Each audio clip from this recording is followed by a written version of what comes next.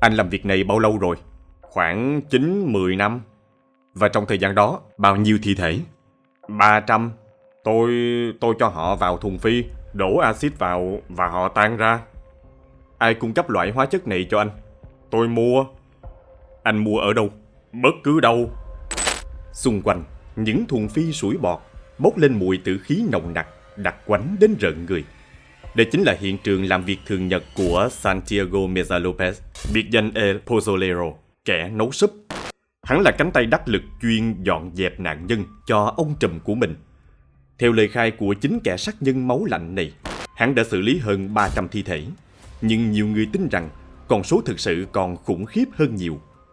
Các bạn đang theo dõi kênh Văn Tùng Siêu Kỳ Án. Hôm nay, chúng ta sẽ đào sâu vào câu chuyện rùng rợn về El Pozolero và khám phá vì sao hắn có thể hành động lạnh lùng đến đáng sợ mà không chút ăn năn. Đừng quên nhấn like và subscribe để không bỏ lỡ những câu chuyện khác. Cảm ơn các bạn rất nhiều. Tháng 1 năm 2011, dư luận Mexico rúng động trước một khám phá gây chấn động tại khu phố Maclovio Rojas, Tijuana, bang Baja California. Trong khu đất hoang từng là một bãi chọi gà, nơi còn sót lại một công trình xây dựng dang dở và khoảng sân cỏ mọc lởm chởm, người ta đã tìm thấy một trung tâm phi tang tử thi với quy mô không tưởng. Tại đây, các nạn nhân của cuộc chiến Mai Thúy đã bị biến thành một thứ hỗn hợp ghê rợn, sau đó bị chôn ngay tại chỗ. Lực lượng pháp y đã khai quật được hài cốt của hàng trăm người mất tích, đến mức quá trình nhận dạng kéo dài nhiều năm. Cảnh tượng này khiến người ta liên tưởng đến những cơn ác mộng kinh hoàng thời Đức Quốc xã. Nhưng đây không phải quá khứ, mà là một chương khác trong bi kịch kéo dài của cuộc chiến chống Mai Thúy tại Mexico. Để hiểu rõ hơn về những gì đã xảy ra, chúng ta cần quay ngược thời gian và tìm hiểu về nhân vật trung tâm trong câu chuyện tàn bạo này. Santiago Meza Lopez sinh năm 1964 tại Sinaloa, Mexico, trong một gia đình nghèo khó. Ngay từ nhỏ, hắn đã phải bươn chải kiếm sống, phụ giúp cha mẹ, và chính nhờ đó mà hắn học được nghề thợ nề. Không ai ngờ rằng, chính những kỹ năng đó sau này lại trở thành công cụ giúp hắn che giấu những tội ác kinh hoàng. Thời gian trôi qua, gia đình Meza Lopez chuyển đến Tijuana với hy vọng đổi đời, nhưng cái nghèo vẫn đeo bám họ. Chính tại đây, Meza Lopez lần đầu tiên tiếp xúc với thế giới tội phạm. Cuối những năm 1980, hắn nhận được tin em gái mình bị cưỡng bức bởi một băng đảng địa phương. Đau đớn và bất lực, Meza Lopez đưa ra một quyết định định mệnh. Hắn thề sẽ trả thù. Hệ quả là hắn gia nhập Cártel de Tijuana, tổ chức tội phạm khét tiếng do anh em nhà Arellano Felix cầm đầu. Nhưng đổi lại cho sự bảo vệ, băng đảng này yêu cầu sự trung thành tuyệt đối. Và đó cũng chính là lúc Meza Lopez bắt đầu sự nghiệp tàn ác của mình, phi tang nạn nhân cho ông chủ.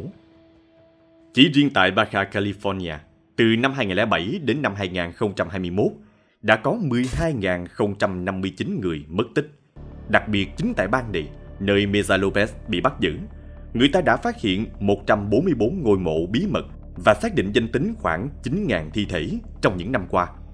Những con số kinh hoàng này hé lộ một chương đen tối trong lịch sử tội phạm kéo dài suốt nhiều năm. Vào một đêm định mệnh năm 1996, sau một cuộc đụng độ đẫm máu giữa các băng đảng, Meza Lopez đã có buổi thực hành đầu tiên. Hắn được cấp trên chỉ thị hòa tan một chiếc chân bò trong hóa chất, theo dõi quá trình phân hủy. Khi thịt biến thành chất lỏng sủi bọt, bốc mùi hăng nồng. Nhưng đó chỉ là khởi đầu. Không lâu sau, công việc của hắn không còn dừng lại ở động vật. Meza Lopez bắt đầu xử lý con người bằng chính phương pháp ấy. Chỉ còn lại một ít răng và vài mẩu xương nhỏ, mọi dấu vết khác bị xóa sạch. Chất lỏng ghê rợn đó sau cùng bị đổ xuống một con lạch ở Tijuana. Theo lời khai của chính Meza Lopez, tại địa điểm này, hắn đã xử lý khoảng 300 thi thể. Gã thợ nề này nắm giữ bí mật khủng khiếp về việc hòa tan thi thể, biến hắn thành một mắt xích quan trọng trong bộ máy hủy diệt của băng đảng. Trong một tổ chức tội phạm nguy hiểm, việc phi tang nạn nhân là yếu tố sống còn để tránh sự truy lùng của pháp luật. Và đó chính là lúc Meza Lopez với biệt danh El Pozolero, kẻ nấu súp, xuất hiện. Biệt danh này, một sự so sánh rùng rợn với món pozole truyền thống của Mexico, món súp từ thịt và ngô, ám chỉ đến khả năng của hắn trong việc hủy thi thể theo một công thức bất bại. Sau khi bị bắt, Meza Lopez khai rằng hắn nhận được 440 bảng Anh mỗi tuần cho hành vi tiêu hủy của mình. Hắn nói rằng thời điểm bận rộn nhất là hồi tháng 12 năm 2007 khi hắn phải tiêu hủy 32 thi thể cùng lúc. Một câu hỏi lớn được đặt ra: làm sao Meza Lopez có thể chịu đựng mùi tử khí nồng nặc mà không hề tỏ ra ghê tởm hay sợ hãi? Tiến sĩ Luis Rodriguez, chuyên gia tâm lý tội phạm tại Đại học Quốc gia Mexico, nhận định những kẻ như Santiago Meza Lopez thường trải qua quá trình phi nhân tính hóa, nơi chúng dần coi nạn nhân chỉ là đối tượng vật chất, không còn là con người. Khi một kẻ sát nhân mất đi cảm giác ghê tởm với hành động của mình, chúng bước vào một trạng thái tâm lý gọi là tê liệt đạo đức. Điều này giải thích vì sao hắn có thể thực hiện những việc ghê rợn này trong suốt nhiều năm mà không hề dao động.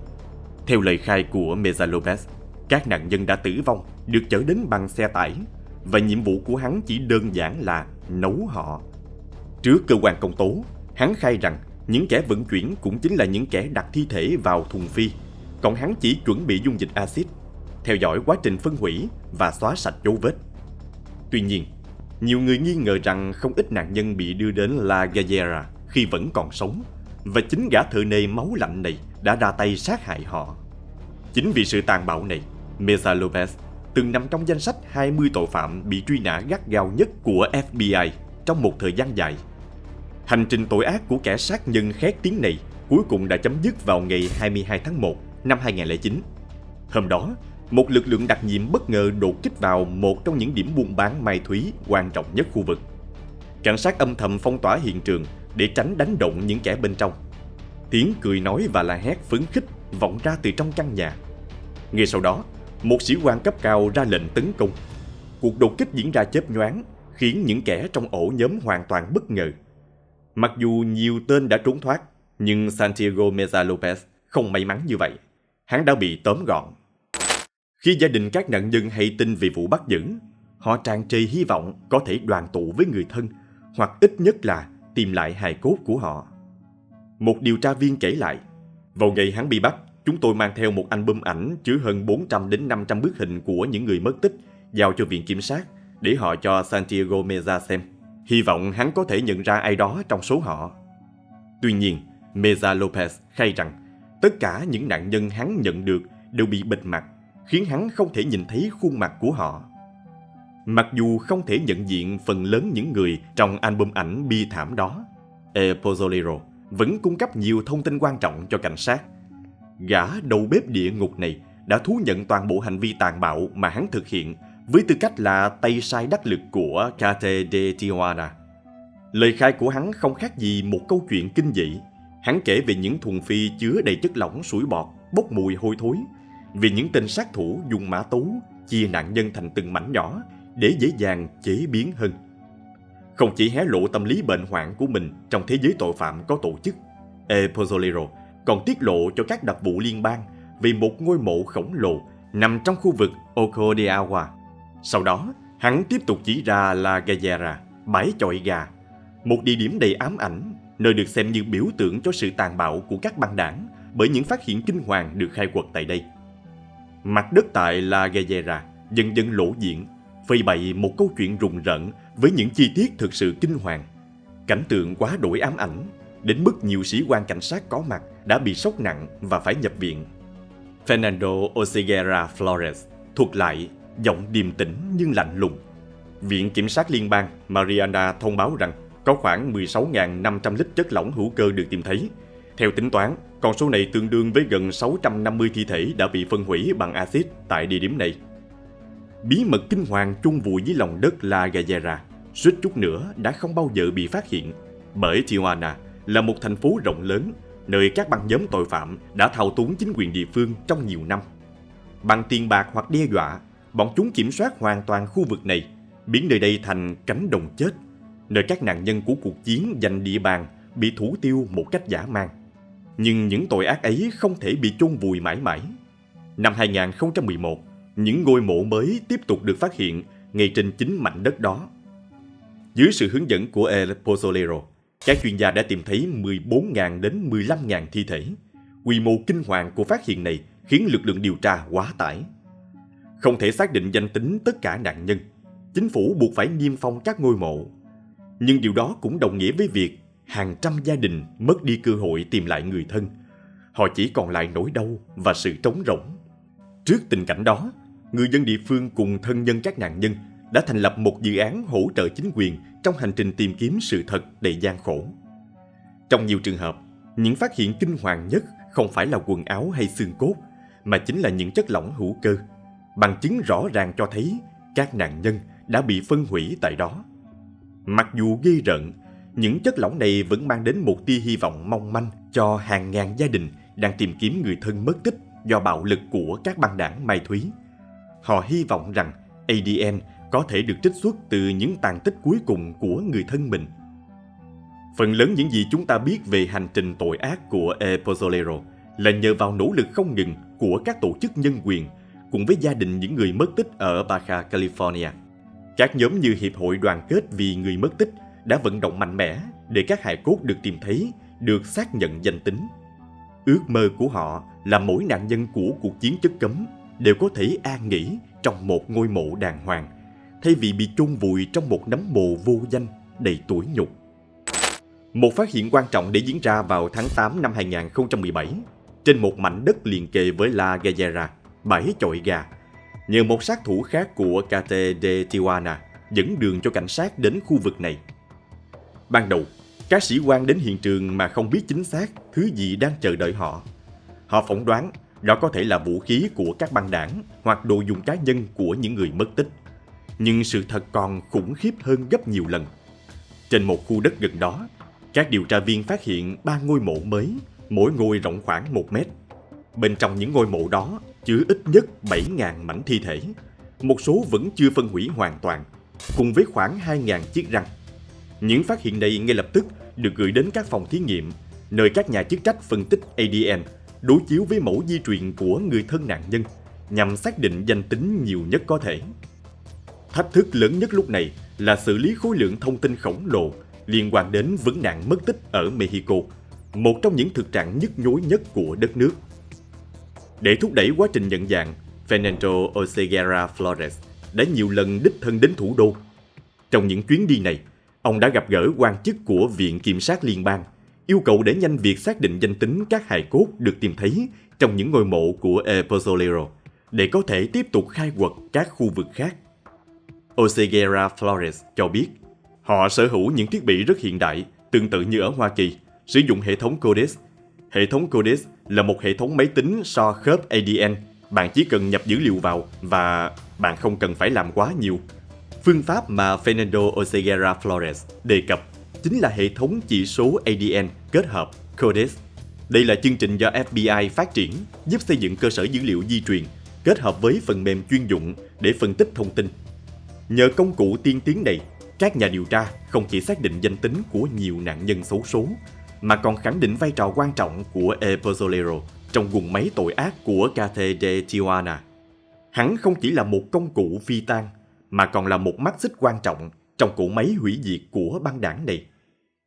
Một điều tra viên tiết lộ, đã có những cuộc điều tra về những kẻ giúp việc cho Santiago Meza Lopez, nhưng thông tin duy nhất mà chúng tôi có được là họ đã chết vì nghiện ngập. Mọi manh mối để lần ra thêm thông tin về những kẻ này đều đã bị xóa sạch. Việc xác định danh tính các nạn nhân thông qua ADN vẫn là một thách thức lớn đối với chính phủ Mexico. Không ai có thể chắc chắn về số lượng thi thể thực sự đã bị Meza Lopez hòa tan trong những thùng phi tử thần. Dù tên tội phạm này đã thú nhận hầu hết hành vi của mình, nhưng không có cách nào để kiểm chứng hoàn toàn lời khai của hắn. Liệu đó là sự thật hay một phần bị phóng đại? Hầu hết những thi thể được tìm thấy trong các ngôi mộ lớn tại La Gallera không phải thành viên băng đảng, mà là những người dân thường vô tội. Họ có thể là hàng xóm, công nhân bị bắt cóc đòi tiền chuộc, hoặc những người xấu số có mặt ở sai địa điểm, vào sai thời điểm. El Pozzolero khai rằng có một giới hạn đạo đức mà hắn chưa bao giờ vượt qua: hòa tan trẻ em. Nhưng không ai có thể chắc chắn điều đó có phải sự thật, hay chỉ là một phần trong ký ức đen tối mà hắn muốn giấu kín. Ngày nay, khu đất của La Gallera đã trở thành một công viên tưởng niệm với những chiếc ghế bê tông lạnh lẽo và hàng trăm cây thánh giá, như một lời nhắc nhở u ám về nỗi kinh hoàng từng diễn ra tại đây. Xung quanh, các bức ảnh của những người mất tích được đặt trên nền đất hoặc dán trên tường. như một sự trớ trêu cay đắng, bởi chính những bức tường ấy có thể đã được xây lên bởi kẻ đã hòa tan thi thể của những nạn nhân này. Bất chấp mọi khó khăn, cuộc đấu tranh của các tổ chức nhân quyền và gia đình nạn nhân vẫn tiếp tục. Một thành viên nhóm tìm kiếm chia sẻ: "Đối với tôi, đó là một tia hy vọng, một gia đình được an ủi, vì họ đã trải qua quá nhiều năm tháng bất an, quá nhiều năm tháng mỏi mòn chờ đợi." Về phần tên tội phạm khét tiếng Santiago Meza Lopez, sau khi bị bắt vào năm 2009, đầu bếp tử thần này bị giam giữ tại Trung tâm Cải tạo Liên bang số 1 Altiplano, một trong những nhà tù an ninh tối đa nghiêm ngặt nhất Mexico. Năm 2012, hắn nhận bản án đầu tiên, 10 năm tù vì tội tham gia tổ chức tội phạm, mai táng thi thể trái phép và âm mưu phạm tội. Một bản án có vẻ quá nhẹ nhàng so với hàng trăm sinh mạng bị hủy diệt. Nhưng nhờ nỗ lực không ngừng của các tổ chức nhân quyền, năm 2023, hắn nhận thêm bản án 30 năm 8 tháng tù. Hành vi tàn bạo của hắn sẽ mãi mãi là một trong những chương đen tối nhất trong lịch sử Mexico hiện đại. Vậy là chúng ta đã đi đến hồi kết. Nếu các bạn muốn khám phá thêm những kỳ án khác, đừng quên nhấn subscribe kênh Văn Tùng Siêu Kỳ Án và bật chuông thông báo. Xin chào và hẹn gặp lại ở những video tiếp theo.